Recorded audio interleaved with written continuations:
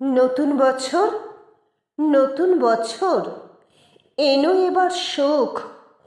একঘে জীবন লাগে না ভালো, ভরাও এসে বুক।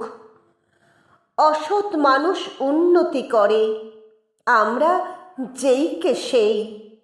তাদের চাপে আমরা মরি, হারিয়ে ফেলি খেই। এবার তাই বলছি শোনো, দিও মোদের সুযোগ, ভাগ্যের চাকা ঘুরিয়ে দিও, আর করো না বিয়োগ। নতুন বছর, নতুন বছর, দিও না আর দুঃখ।